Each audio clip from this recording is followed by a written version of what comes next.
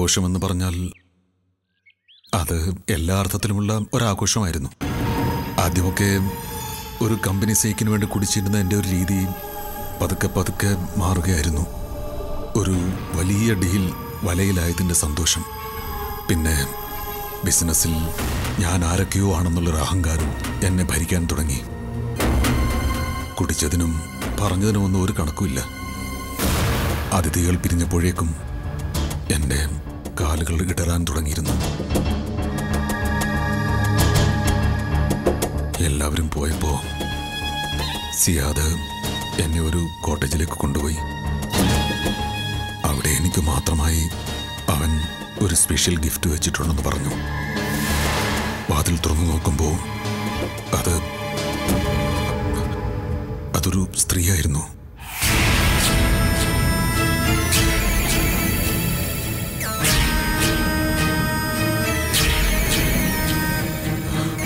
അപ്പോഴും ബാക്കിയുള്ള സുബോധം മനസ്സിനെ വിലക്കി.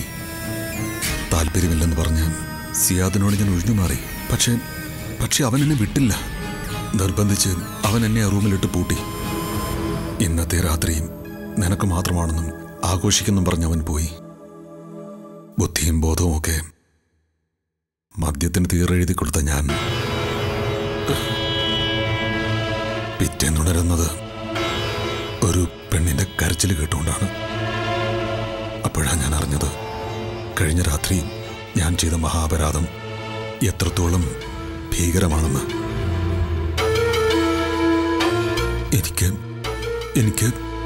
എനിക്ക് നേടിയതെല്ലാം നഷ്ടപ്പെടുന്നതായി തോന്നി മോളെ. എനിക്ക് എന്നോട് തന്നെ വെറുപ്പും പുച്ഛവും ഒക്കെ ആയിരുന്നു. മുറി വിട്ടു പോരുമ്പോൾ തുക എഴുതാത്തൊരു ചെക്ക് ഞാൻ അവൾക്ക് കൊടുത്തു. അന്ന് തുടങ്ങി ഗോപാലകൃഷ്ണൻ എന്ന ഭർത്താവിൻ്റെ അച്ഛൻ്റെ പതനം. ആ പെൺകുട്ടി അവള് ഗംഗയായിരുന്നു.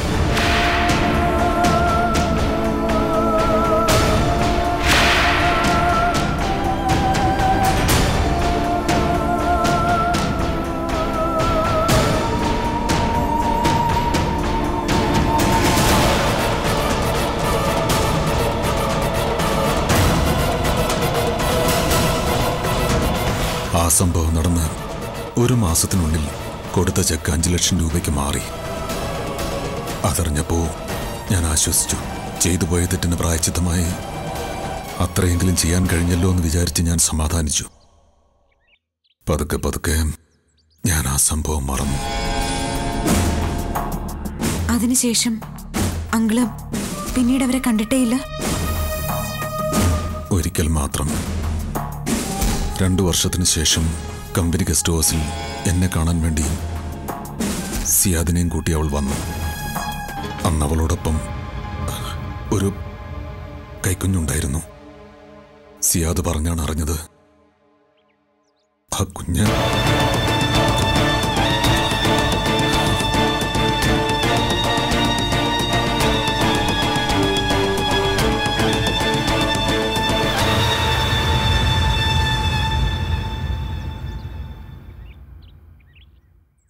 അന്ന് കൊടുത്തതിൻ്റെ 3 ഇരട്ടിയോളം വരുന്നൊരു തുക ഞാൻ അന്ന് അവനെ ഏൽപ്പിച്ചു. ഇനി ഒരവകാശവും പറഞ്ഞ് ഇനി അവളെ എൻ്റെ കൺമുമ്പിൽ കണ്ടുപോകരുതെന്ന്. അത് വാങ്ങി ഒന്നും മിണ്ടാതെ അവനൊപ്പം അവളും പോയി. പിന്നെ ഒരു കോണ്ടാക്റ്റും ഇല്ലായിരുന്നു. എല്ലാം ശാന്തമായെന്ന് ഞാനും സമാധാനിച്ചു. പക്ഷേ ഇപ്പോൾ എല്ലാ കടങ്ങളും കണക്കുകളും തീർക്കാൻ ദേവരാജന്റെ ഭാര്യയായി അവൾ വീണ്ടും വന്നിരിക്കുന്നു.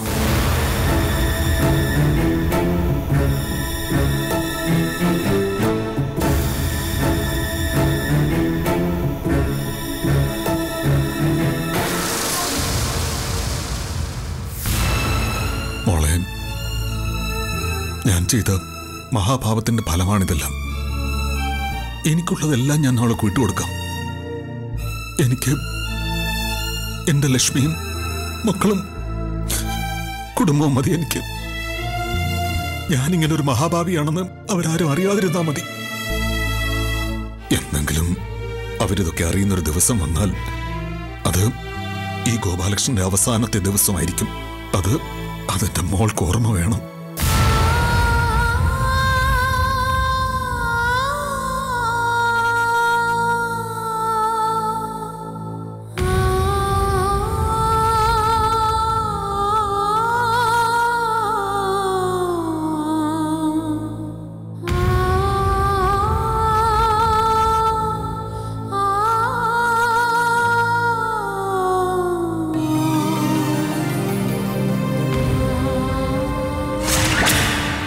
എന്താ എന്താ ഇപ്പൊ നീ ഒന്നും മിണ്ടാത്തത്? നമ്മൾ സംശയിച്ചതുപോലെ ഗംഗയുടെ കാര്യത്തിൽ അച്ഛൻ എന്തെങ്കിലും ഇൻവോൾവ്മെന്റ്സ് ഉണ്ടെന്ന് നിനക്ക് തോന്നിയോ? അല്ല, അതിപ്പോ അങ്ങനെ ഡയറക്റ്റായ ഒരു ബന്ധം അങ്കിളിന് അവരുമായി ഇല്ലാന്ന് തോന്നുന്നു. ഡയറക്റ്റ് ആയിട്ട് ഇല്ലെന്ന് പറയുമ്പോ നേരിട്ടല്ലാത്ത കണക്ഷൻസ് ഉണ്ടെന്നാണല്ലോ. അതെന്താണെന്നാ ചോദിച്ചത്. അതിപ്പോ അല്ല കിച്ചു, കുറച്ചൊക്കെ എന്റെ ഊഹങ്ങളും സംശയങ്ങളുമാണ്. അതൊന്നും ശരിയാവണമെന്നില്ല. നീ ഇങ്ങനെ വളഞ്ഞു വിറ്റാതെ കാര്യം എന്താണെന്ന് വെച്ചാൽ പറ. എന്ത് ഊഹങ്ങൾ? എന്താ നിന്റെ സംശയം? Be frank. അച്ഛൻ അവരുമായി എന്തെങ്കിലും മോശമായ തരത്തിൽ? അല്ല, അങ്ങനെയല്ല ഞാൻ ഉദ്ദേശിച്ചത്. അവരുടെ ടാർഗറ്റ് അങ്കിളിനെ ഉദ്ദേശിച്ചാവാൻ എന്തായിരിക്കും കാരണമെന്നാണ് ഞാൻ ആലോചിച്ചത്.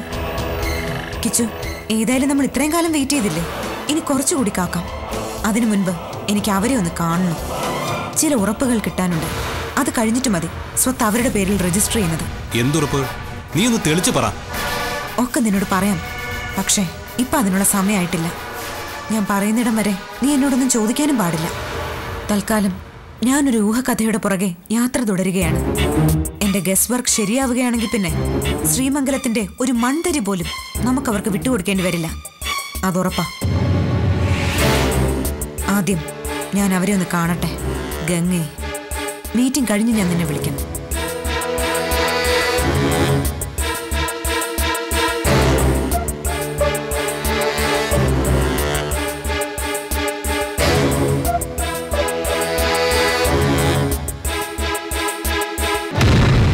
എന്ത് തീരുമാനിച്ചു നീ? കുഞ്ഞിനെ വേണമെന്നോ ഭാവിയിൽ നിനക്ക് കിട്ടിയേക്കാവുന്ന സ്വത്തുക്കൾ നഷ്ടപ്പെടേണ്ടെന്നോ? സ്വന്തം കുഞ്ഞിനേക്കാൾ വിലയുള്ള ഒരു സ്വത്തും ഒരമ്മയ്ക്കും ഉണ്ടാവില്ല. എനിക്ക് എന്റെ മോള് തന്നെയാ എല്ലാ സ്വത്തിനേക്കാളും വലുത്. അതിങ്ങനെ പറച്ചിലിൽ മാത്രം പ്രകടിപ്പിച്ച പോരാ. നീ പറഞ്ഞത് രേഖയിലാക്കി കാണിക്ക്. അങ്ങനെ തെളിയിക്ക് നിന്റെ മിടുക്ക്. രേഖയിലാക്കുന്നത് ഞാൻ ചെയ്തോളാം. പക്ഷേ ആ രേഖ നിങ്ങളുടെ കയ്യിൽ എത്തുന്നതിന് മുൻപ് എന്റെ കുഞ്ഞ് എന്റെ കയ്യിൽ എത്തിയിരിക്കണം. അതെന്താ, നിനക്കെന്നെ വിശ്വാസമില്ലേ? സത്യം പറഞ്ഞാലില്ല. കുഞ്ഞിനെ തരാമെന്നും പറഞ്ഞ് വിളിച്ചു വരുത്തിയിട്ട് നിങ്ങൾ എനിക്ക് തന്ന സമ്മാനം മറക്കാനും മാത്രമുള്ള സമയമായില്ലല്ലോ.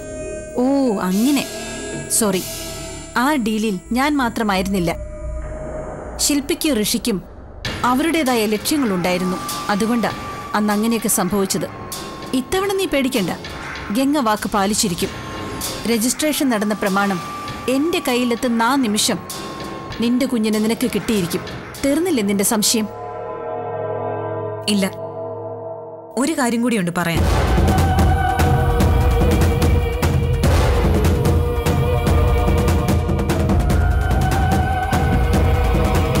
നിങ്ങളുടെ ഡിമാൻഡ് നടപ്പിലായി കഴിഞ്ഞാൽ പിന്നെ മേലിൽ ഒരു കാര്യത്തിലും അങ്കിളിനെ ബുദ്ധിമുട്ടിക്കാനോ ഭീഷണിപ്പെടുത്താനോ പാടില്ല. കാരണം ഇതുകൂടിയാവുമ്പോ നിങ്ങൾ അർഹിക്കുന്നതിനേക്കാൾ കൂടുതൽ കോമ്പൻസേഷൻ ആ മനുഷ്യൻ നിങ്ങൾക്ക് തന്നു കഴിയും. ഓ, കഥകളൊക്കെ അപ്പോ നീയും അറിഞ്ഞു കഴിഞ്ഞു. അയാൾ വിസ്തരിച്ചു നിന്നോട്? അതൊന്നും നിങ്ങൾ അറിയേണ്ട കാര്യമില്ല. ഈ പറഞ്ഞത് മാത്രം നിങ്ങൾ ചെയ്താൽ മതി. പ്രമാണം കൈ കിട്ടിയ പിന്നെ ഗോപാലകൃഷ്ണൻ എന്ന വ്യക്തിയെ നിങ്ങൾ മറന്നേക്കണം. പിന്നീട് ഒരു കാലത്തും ഒരു ഒഴിയ ബാധയായി നിങ്ങൾ ആ മനുഷ്യന്റെ ജീവിതത്തിലേക്ക് കടന്നു വന്നേക്കരുത്. മോളെ യമുനെ, നീ ഭാരിച്ച കാര്യങ്ങളിലൊന്നും തലയിടാൻ നിൽക്കണ്ട. ഗോപാലകൃഷ്ണൻ സാറും ഞാനുമായിട്ടുള്ള ഡീല് വേറെയാ. സ്വത്ത് അയാളെ കൊണ്ട് എന്റെ പേരിൽ എഴുതിക്കുക. നിന്റെ കുഞ്ഞിനെ നീ സ്വന്തമാക്കുക. അത് മാത്രം നീ ചെയ്താൽ മതി. അങ്ങനെ നിങ്ങൾ പറയുന്നത് മാത്രം അനുസരിക്കൽ ഇനി നടക്കില്ല മാഡം. ഞാൻ പറഞ്ഞല്ലോ, നശിപ്പിക്കാവുന്നതിന്റെ മാക്സിമം നിങ്ങൾ നശിപ്പിച്ചു കഴിഞ്ഞു. ഇനി ഒരു കാരണം പറഞ്ഞും നിങ്ങൾ ആ മനുഷ്യനെ ഉപദ്രവിക്കാൻ പാടില്ല. നോക്ക്, ഞാൻ എന്തൊക്കെ ചെയ്യണം ചെയ്യരുതെന്ന് നീ അക്കമിട്ട് നിരത്തണ്ട. വന്ന കാര്യം മര്യാദയ്ക്ക് ചെയ്യാൻ നോക്ക്.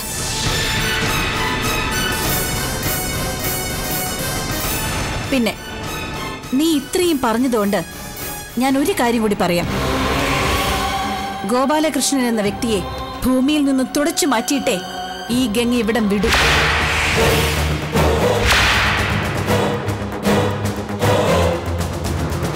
അതിനു വേണ്ടിയാ വർഷങ്ങളായി ഗംഗ നോമ്പ് നോറ്റ് കാത്തിരിക്കുന്നത്. എങ്കിലൊരു കാര്യം ഞാൻ അങ്ങോട്ട് പറയാം. നിങ്ങളുടെ ആ ആഗ്രഹം നടക്കാൻ പോകുന്നില്ല. യമുന ജീവിച്ചിരിക്കുന്നിടത്തോളം കാലം നിങ്ങൾക്ക് ആ മനുഷ്യനെ ഒരു ചുക്കും ചെയ്യാൻ സാധിക്കില്ല.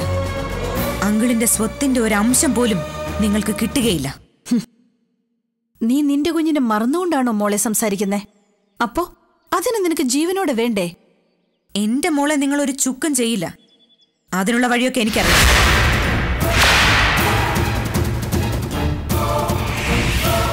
ദാ ഇവിടെ വെച്ച് അവസാനിപ്പിക്കുകയാണ് ഈ കരാർ. ഇനി ഒരു ഒത്തുതീർപ്പിനും നിങ്ങൾ എന്നെ തേടി വരരുത്.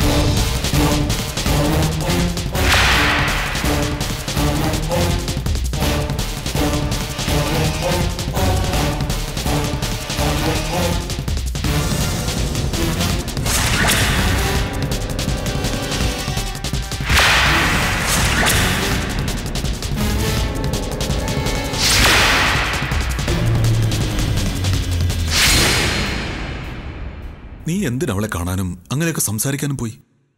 അതാണ് എനിക്ക് മനസ്സിലാവാത്തത്. ആരോടും ഒന്നും നീ അറിഞ്ഞതായി ഭാവിക്കരുതെന്ന് ഞാൻ നിന്നോട് പ്രത്യേകം പറഞ്ഞതല്ലേ? ഞാനൊന്നും അറിഞ്ഞതായി ഭാവിച്ചിട്ടില്ല അങ്കിൾ. പക്ഷെ ഞാൻ അത്രയെങ്കിലും പറഞ്ഞില്ലെങ്കിൽ അവര് നമ്മുടെ എല്ലാവരുടെയും മുന്നിൽ വല്ലാതങ്ങ് മിടുക്കിയായി പോകുന്നു തോന്നി. അതുകൊണ്ടാ സ്വത്ത് തരാൻ പറ്റില്ല എന്ന് ഞാൻ തീർത്തും പറഞ്ഞത്. അവളോട് നീ തർക്കിക്കാനും തല്ലുകൂടാനും ഒന്നും പോവണ്ട. അവൾ ചോദിക്കുന്ന കൊടുത്ത് എത്രയും പെട്ടെന്ന് നമുക്കിതിന്ന് തലയുരണം. ആരും ഒന്നും അറിയാൻ പാടില്ല. അങ്കിൾ ഇങ്ങനെ പേടിച്ചാലോ? തൽക്കാലം ആ സ്വത്ത് അവരുടെ പേരിൽ രജിസ്റ്റർ ചെയ്യാൻ വരട്ടെ. ഞാൻ പറഞ്ഞിട്ട് മതി ഇനി അങ്ങനൊരു നീക്കം. മോൾ എന്തൊക്കെ ഈ പറയുന്നത്? സ്വത്ത് അവക്ക് കൊടുക്കാമെന്ന് നമ്മൾ വാക്ക് കൊടുത്തതല്ലേ? ഇനി അത് കൊടുക്കാതിരുന്നാൽ ഒന്നും സംഭവിക്കാൻ പോകുന്നില്ല. തന്ന വാക്കുകൾ അവര് ഒരുപാട് തവണ മാറ്റിയിട്ടുണ്ടല്ലോ. അതുമാത്രമല്ല, അങ്കിള് മുഴുവൻ സ്വത്തും അവർക്ക് വിട്ടുകൊടുത്താലും അവരുടെ ശല്യം അവസാനിക്കാൻ പോകുന്നില്ല. മോളെ, സത്യമാണ് അങ്കിൾ. അങ്കിൾ അവരെക്കുറിച്ച് പറഞ്ഞ കാര്യങ്ങളിൽ പലതും അവര് തന്നെ ക്രിയേറ്റ് ചെയ്തതാണോന്ന് എനിക്ക് നല്ല സംശയമുണ്ട്. ചില സൂചനകൾ എനിക്ക് കിട്ടിയിട്ടുമുണ്ട്. ഞാൻ ഉദ്ദേശിക്കുന്നത് പോലെയൊക്കെയാണ് കാര്യങ്ങൾ പോകുന്നതെങ്കിൽ അധികം താമസിക്കാതെ അവരുടെ കള്ളത്തരങ്ങൾ ഞാൻ പൊളിച്ചടുക്കും. നീ ഇതെന്ത് ഭാവിച്ച മോളെ? വേണ്ട, അവളോട് നീ ഒന്നിനും പോകാതിരിക്കുന്ന നല്ലത്. അങ്കിള് വിഷമിക്കണ്ടെന്ന് പറഞ്ഞില്ലേ? നോക്കിക്കോ, ഇനി നമ്മൾ തമ്മിൽ കാണുമ്പോൾ എനിക്ക് അങ്കിളിനോട് പറയാൻ ചില നല്ല വാർത്തകൾ ഉണ്ടാവും. അങ്കിള് ധൈര്യമായിട്ടിരിക്കെ. ഇരുചെവി അറിയാതെ ഞാനിത് കൈകാര്യം ചെയ്തോളാം.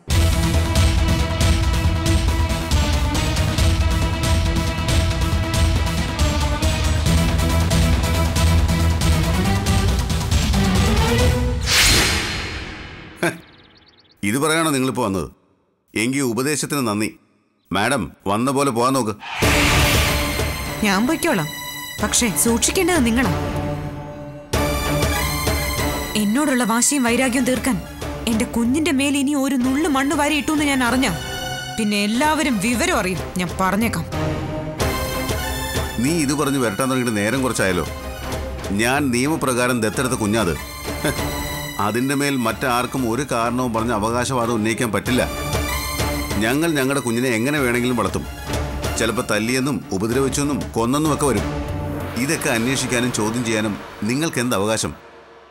ആ കുഞ്ഞിനെ നൊന്തു പെറ്റു എന്നുള്ള അവകാശം അതൊരു കോടതിക്കും ഒരു നിയമത്തിനും ചോദ്യം ചെയ്യാനാവില്ല. എന്താ നിനക്കതിൽ സംശയമുണ്ടോ? അയ്യോ ഇല്ലേ, നിങ്ങൾ അതിനെ പിഴച്ചു പറ്റതാണെന്ന് ഈ നാട്ടിൽ ആർക്കാ അറിയാത്തത്? കൂട്ടത്തിൽ മറ്റു പലതും കൂടി എനിക്കറിയാം. കാമുകന്റെ കൂടെ പൊറുതി തുടങ്ങാൻ വേണ്ടി ഇപ്പൊ വലിയ കാര്യത്തോടെ പറഞ്ഞ നൊന്തുപെറ്റ കുഞ്ഞിനെ നിങ്ങളും തന്തയും കൂടി അമ്മത്തൊട്ടിൽ ഉപേക്ഷിച്ച കഥയും നാട്ടില് പാട്ടാ. ഋഷി, എന്തും പറയാൻ മടിയില്ലാത്തവരാണ് നീയും നിന്റെ കൂടെയുള്ളവരെന്ന് എനിക്കറിയാം. പക്ഷേ എല്ലാ അതിരുകളും വിട്ടുള്ള ഈ പറച്ചിലുണ്ടല്ലോ, അതൊക്കെ കണ്ടും കേട്ടും ഒരു ശക്തി മുകളിലുണ്ടെന്ന് മറക്കണ്ട നീ. അതെ മാഡം, നിങ്ങളിപ്പോൾ പറഞ്ഞ ആ മഹാശക്തി ഉണ്ടല്ലോ, അതിപ്പോൾ ഞങ്ങളുടെ കൂടെയാ. അതുകൊണ്ടാ ആളാം പങ്കിട്ട് മാറി മാറി വന്ന് നിങ്ങൾക്കിങ്ങനെ കെഞ്ചേണ്ടി വരുന്നത്. ഇനി അധികകാലം ആ മനോഹരമായ കാഴ്ച കണ്ട് കണ്ണും മനസ്സും നിറയ്ക്കാവുന്ന കരുതണ്ട ഋഷി. യമുന ഇങ്ങനെ കേണപേക്ഷിക്കാൻ വരുന്നത് ഇത് അവസാനത്തെ തവണയാണ്. ഇനി എന്റെ കുഞ്ഞിന് വേണ്ടി രംഗത്തിറങ്ങുന്നത് അവളെ നിങ്ങളെ ഏൽപ്പിച്ചവർ തന്നെയായിരിക്കും. എന്നുവെച്ചാ നീ അതിനെ മടക്കി കിട്ടാൻ വേണ്ടി കേസ് കൊടുക്കുന്നല്ലേ? അല്ല, ഇനി എന്റെ കുഞ്ഞിനെ നീയൊക്കെ കൂടി നോവിച്ചെന്നെങ്ങാനും ഞാൻ അറിഞ്ഞ അടുത്ത സെക്കൻഡിൽ സാമൂഹ്യക്ഷേമ വകുപ്പിന്റെ കീഴിലുള്ള ചൈൽഡ് ഹെൽപ്പ് ലൈനിന്റെ ആളുകൾ നിന്റെ മുമ്പിൽ എത്തിയിരിക്കും. വളർത്താൻ വേണ്ടി ദത്തെടുത്ത കുഞ്ഞിനെ സംരക്ഷിക്കാതെ കൊല്ലാൻ ശ്രമിച്ചതിനും ഉപദ്രവിച്ചതിനും ഒക്കെ മൊഴി എണ്ണി കിടക്കേണ്ടി വരും രണ്ടുപേർക്കും കൂടി. നീ എന്താ നിയമം പറഞ്ഞെന്നെ വരട്ടാൻ വേണ്ടി വന്നാണോ? അല്ല, ഉണ്ടാവാൻ പോകുന്ന ഒരു കാര്യത്തെക്കുറിച്ച് ചെറിയൊരു മുന്നറിയിപ്പ് തന്നു മാത്രം.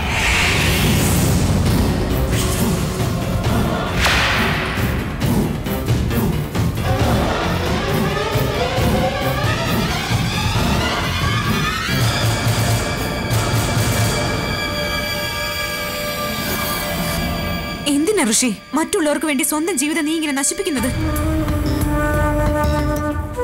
ശില്പയുമൊത്തൊരു ജീവിതമാണ് നീ ആഗ്രഹിക്കുന്നതെങ്കിൽ ആയിക്കോളൂ.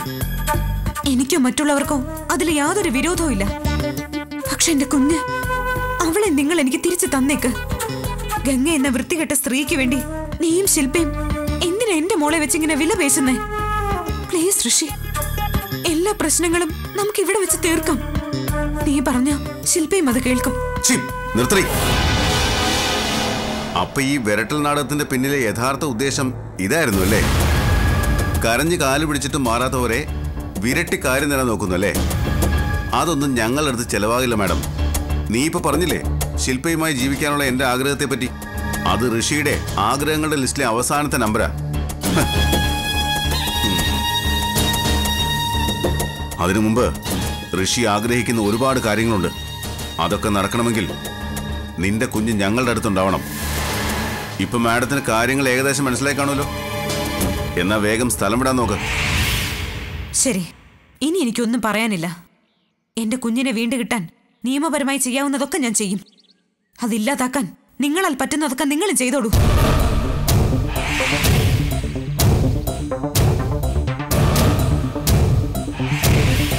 ഋഷി, ഒരു കാര്യം നീ ഓർത്തോ, എന്നെ തകർക്കാൻ വേണ്ടി എന്റെ കുഞ്ഞിനെ എങ്ങാനും നോവിച്ച അതിന്റെ ഫലം നീ ഉദ്ദേശിക്കുന്നതിനേക്കാളും എത്രയോ വലുതായിരിക്കും.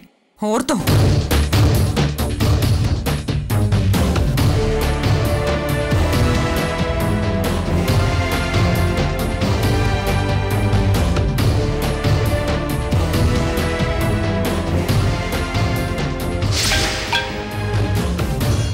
ഹലോ, എന്താ പറയാനുണ്ടെന്ന് പറഞ്ഞത്? ഇപ്പോഴത്തെ നിന്റെ നീക്കത്തെ കുറിച്ചാ.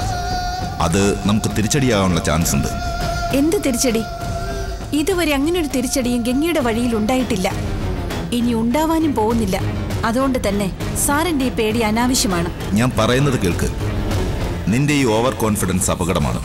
അമിത ആവേശം കാട്ടി ഇതുവരെ നമ്മൾ നേടിയെടുത്തുവെന്ന് നഷ്ടപ്പെടാൻ അവസരമുണ്ടാക്കരുത്. അങ്ങനെ വേവലാതിപ്പെടാൻ മാത്രം ഞാൻ എന്ത് ചെയ്തു എന്ന് സാറ് പറയുന്നേ? കൂടെ നിൽക്കുന്നവരെ ശത്രുക്കളാക്കാൻ നീ എന്തിനു ശ്രമിക്കുന്നു? ഇപ്പൊ തന്നെ സ്വത്തിന്റെ കാര്യത്തിൽ നീ ശില്പയുമായി അനാവശ്യ തർക്കമുണ്ടായില്ലേ? അത് നിനക്ക് ഒഴിവാക്കാമായിരുന്നു. പിന്നെ ഞാൻ എന്ത് വേണമായിരുന്നു? അവർ ഡിമാൻഡ് ചെയ്ത 50-50 ഡീലിന് ഞാൻ സമ്മതിക്കണമായിരുന്നോ? സമ്മതിക്കണമായിരുന്നു. നമ്മുടെ ആവശ്യം ആദ്യം നേടിയെടുക്കുക.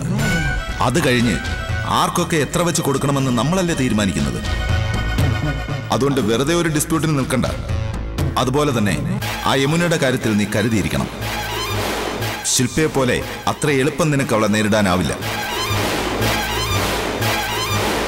So should be very careful. Think twice. നന്നായി, വളരെ നന്നായി ചിന്തിച്ച് പ്രവർത്തിക്കുക.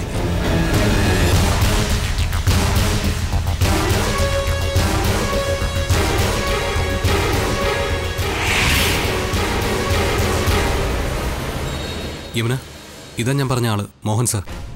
സൈബർ സെല്ലിലാ സാർ വർക്ക് ചെയ്യുന്നത്.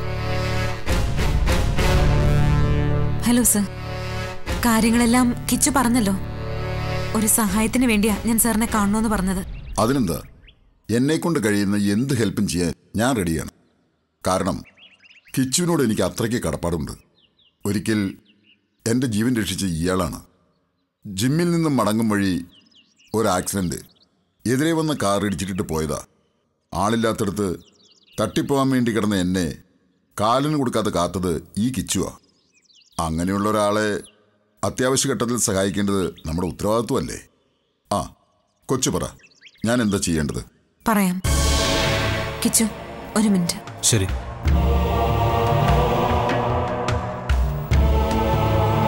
പറയാൻ പോകുന്ന മാറ്ററിൽ കിച്ചുവിന്റെ അച്ഛൻ കൂടി ഇൻവോൾവ് ആയതുകൊണ്ട് കിച്ചുവിനോട് ഡീറ്റെയിൽസ് ഒന്നും ഞാൻ പറഞ്ഞിട്ടില്ല. തൽക്കാലം അവനിതൊന്നും അറിയും വേണ്ട. ഓക്കെ, ഞാൻ എന്താ ചെയ്യേണ്ടത്? കിച്ചു ഗംഗ എന്നൊരു സ്ത്രീയെ കുറിച്ച് സാറിനോട് പറഞ്ഞില്ലേ? ആരവര്? അവരാരാണെന്നാ എനിക്കും അറിയേണ്ടത്. പണ്ടെങ്ങോ നടന്നൊരു ഇഷ്യൂവിന്റെ പേരിൽ കിച്ചുവിന്റെ ഫാദറിനെ ബ്ലാക്ക്മെയിൽ ചെയ്ത് ആ പാവം മനുഷ്യന്റെ സകല സ്വത്തുക്കളും തട്ടിയെടുക്കുക എന്നതാ അവരുടെ ഉദ്ദേശം. പക്ഷേ ഈ കേസിൽ കിച്ചുവിന്റെ ഫാദർ 100% നിരപരാധിയാണെന്ന് എനിക്ക് ചില സൂചനകൾ കിട്ടിയിട്ടുണ്ട്. പക്ഷേ നമുക്ക് വ്യക്തമായി സ്ഥാപിക്കാനുള്ള തെളിവുകളൊന്നുമില്ല. ആ തെളിവുകൾ ഉണ്ടാക്കിയെടുക്കാന് എനിക്ക് സാറിന്റെ സഹായം ആവശ്യമായി വരുന്നത്. യമന പറയൂ, ഞാൻ എന്താ ചെയ്യേണ്ടത്? ഇതാണ് ആ സ്ത്രീയുടെ നമ്പർ. എനിക്ക് അവരുടെ കോൾസ് ഒന്ന് ടാപ്പ് ചെയ്ത് തരണം sir. Both incoming and out going. എങ്കിലേ അവർക്ക് പിന്നിൽ ആരാണെന്നും എന്താണ് അവരുടെ ടാർഗറ്റ് എന്നും ഏതാണ്ട് മനസ്സിലാവും. പക്ഷേ യമന, ഒരു പ്രശ്നമുണ്ടല്ലോ. ഫോൺ കോൾ ടാപ്പ് ചെയ്യുക അല്പം റിസ്ക്കാണ്. മുകളിൽ നിന്നുള്ള നിർദ്ദേശമില്ലാതെ ഒരാളുടെയും ഫോൺ ചോർത്താൻ ഞങ്ങൾക്ക് അനുവാദമില്ല. സർ പ്ലീസ്, നിരപരാധിയായ ഒരു മനുഷ്യന്റെ ജീവനും സ്വത്തും നഷ്ടപ്പെടാതിരിക്കാൻ വേണ്ടിയാണ്. ഇല്ലീഗലാണെന്ന് എനിക്കറിയാം. പക്ഷേ നമ്മുടെ മുൻപിൽ ഇതല്ലാതെ വേറൊരു മാർഗമില്ല. എങ്ങനെയെങ്കിലും എന്നെ ഒന്ന് സഹായിക്കണം. പിന്നെ അവരുടെ കോൾ ഡീറ്റെയിൽസ് വെച്ച് നമ്മൾ ഒരു രീതിയിലും ഒരു ലീഗൽ മൂവ് നടത്തില്ല. അവരാരാണെന്നുള്ള കാര്യം മാത്രം അറിയാൻ വേണ്ടിയാ. ഞാനൊന്ന് ശ്രമിച്ചു നോക്കാം. പക്ഷേ 1-2 ദിവസത്തെ സാവകാശം കിട്ടണം. മറ്റുള്ളവരറിയാതെ വേണമല്ലോ കാര്യങ്ങൾ നീക്കാൻ. അത് സാരമില്ല, കഴിവതും വേഗം കിട്ടിയാൽ അത്രയും നല്ലത്. ഓക്കെ, കിച്ചുവിന്റെ ഫാദറിന് വേണ്ടിയല്ലേ, ഞാൻ മാക്സിമം ശ്രമിക്കാം. Thank you sir, thank you very much. Okay, by.